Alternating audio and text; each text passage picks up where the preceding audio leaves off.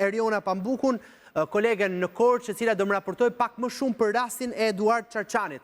Një person i cili është gjetur në kangjëllat e një banese në plas të Maliqit. Cilat janë detajet që na sjell Eriona?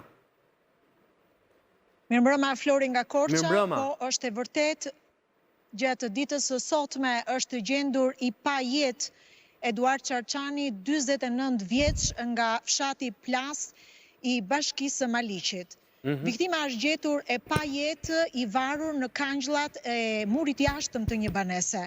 Po, regjia, ma jepni pak në kufjet lutem Erionën. Po, Eriona. Nga hetimet paraprake dyshohet se viktima ka tentuar të hyjë në këtë banesë që nuk është e tij, duke u përpjekur të kapërcejë murin rrethues dhe në përpjekje për të hyrë brenda në banesë, i është kapur bluzat e kangjëllat e murit rrethues dhe përpasoj ka gjetur vdekjen. Gjithashtu nga hetimet paraprake dhe nga këqyrja jashtme e trupit, nuk janë konstatuar shenja dhune. Ndërkohë, dyshohet se viktima mund të ketë qenë në gjendje të dehur.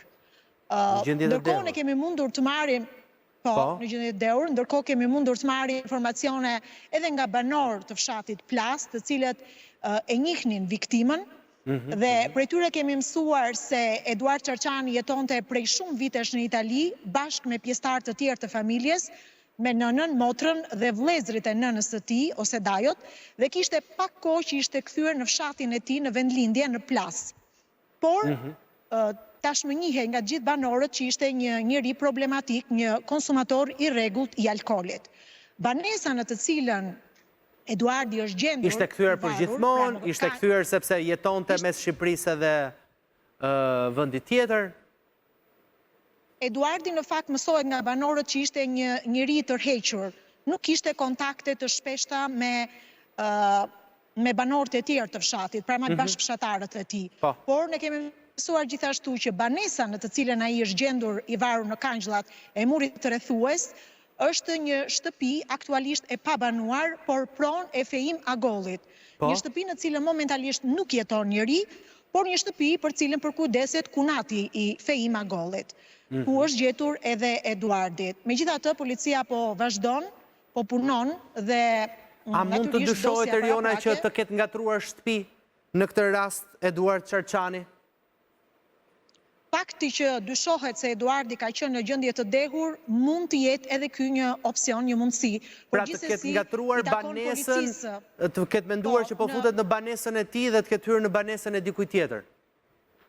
Po, në përpjekje ndoshta për të gjetur banesën e tij, ai mund të ketë tentuar të hyjë ose ka tentuar ndoshta, këto janë amendësime, të ketë hyrë në derë dhe pastaj ka tentuar të kapërcejë murin rrethues, dhe pikërisht aty ky moment ka qenë fatal për të, sepse bluza është kapur në kangjëllat e murit rrethues dhe aty ai ka humbur jetën, ka gjetur vdekjen. Megjithatë, policia po vazhdon hetimet, po punohet dhe dosja momentalisht i ka kaluar kurriz pra gjë në banesë Eriona është vjedhur, është prekur, është konfirmuar nga policia ose nga Nuk është konfirmuar sepse Eduardi duket që nuk ka mundur të hyjë brenda dhe ndoshta qëllimi i tij nuk ka qenë ky. Këtë nuk e dim, nuk mund ta themi, por dyshohet se të ketë patur persona të dytë në këtë ngjarje? Jo, është gjetur vetëm Eduardi dhe nuk ka pasur shenja të personave të tjerë. Deri tani të paktën deri tani nga informacionet që kemi marrë nga Drejtoria e Policisë Vendore në Korçë, nuk ka pasur persona të tjerë që e shoqëronin Eduardin. Në qartë. Mirë, sigurisht që pikpyetje e madhe është Eriona, si është mbytur dikush vetëm sepse i ka kapur bluza tek kangjëllat e një banese, të paktën duket kështu në notë autopie. Gjithsesi do të shohim se si do të vjojnë hetimet për të kuptuar në fakt edhe të vërtetën, edhe për faktin që nga këqyrja jashtme e trupit nuk janë gjetur shenja dhune, ende ka pikpyetje në këtë ngjarje. Ndoshta në ditët në vijim do të marrim më tepër informacione, gjithsesi përpjekja e 49 vjeçarit për të kapërcyer murin e kësaj banese ka rezultuar fatale për të. Të falenderoj Eriona për raportimin. Faleminderit shumë, gjithmonë kënaqësi në këtë lidhje që kemi bashkë. Së të ndodhë shumë shpesh, besoj që të shohësh në ngjarje kronike dikë, dhe sidomos nga Korça, po... Jo, Korça në fakt dhe rrethinat e Korçës na sillin gjithmonë ngjarje që i ka përcejnë pak ato kufijtë e imagjinatës për fat të keq, duke nisur nga më të rëndat e deri nga këto që shpesh kur i dëgjojmë edhe pse është fatkeqësi na bëjnë edhe për të qeshur. Shiko, këtu, me sa duket referuar të shkuarës së viktimës, nuk kemi të bëjmë me një nga tres të shtëpisë, pra je ka ditur shumë qartë se ku ka qenë duke shkuar, ashtu sikurse edhe kolegja nga Korça e raportoi, ka hyrë në një banesë ku nuk jetonte njeri, ka arritur të hyjë dhe ka kërkuar raki. Dhe këtu mund të qeshësh më shumë, Flori, sepse vidhte raki. Vidhte raki? Po. Pra, hynte në përshpia dhe vidhte raki, por në shtëpi në fjalë, ka hyrë dhe nuk ka gjetur raki, dhe ka dalë, por për fat të keq nuk ka arritur të dalë i gjallë, duke qenë se ka qenë dyshohet në gjendje dehur dhe ka ngecur në kangjellat e portës së hekurit të jashtme. Pra njësi hajduti i Rakis në zonën e Maliqit. Njësi hajduti i Rakis në zonën e Maliqit. Interesante. Mirë, Malvina, do të përfshihesh në këtë bisedë, nuk e di, në këtë rast, s'dim se kush është fajtori, po. Rakia? Në opinion që... Po. Si? Jo, Aida po thoshte kush është fajtori, vetëm Rakia, po. Ngushëllime për familjarët, në fakt se kjo është një që kanë humbur... Unë mendoj që duhet t'i lëmë radhë ekspertizës mjekoligjore e cila do të hetoj dhe do të gjej shkakun e vdekjes së personit, sepse ai me të vërtet mund të pasur një nivel të lartë të alkoolit, mund mos të ketë kuptuar situatën apo vendin ku po shkon, por gjithsesi nuk mendoj dhe nuk dyshoj që personi në fjalë ka pas objektivin kryesor për të vjedhur në atë shtëpi. Gjithsesi çdo gjë do të hetohet dhe do të verifikohet. Por ama njihet, Aida thotë që njihet në komunitet si personi i cili vidhte raki. Pra kjo është ajo çfarë, kjo është ai elementi. Jo, tani të vjedhësh do të thotë që ti t'i paksosh tjetrit nga pasuria që ka, por nëse personat e tjerë i kanë dhënë rakit, nuk do thotë që ai e ka vjedhur atë, por gjithsesi nuk duhet të hedhin dhe shumë akuza mbi të ndjerin, mbi viktimën. Po edhim akuza e nderuar, nuk po hedh akuza, unë po raportoj atë se çfarë hetuesit më thonë. Jam një gazetare e kronikës që bazohem gjithmonë mbi burime të konfirmuara informacioni dhe absolutisht nuk ulem për të akuzuar, që të jemi të qartë. Jo, po nuk mund të thuash që akuzojmë. Nuk jam as prokurore, as hetuese.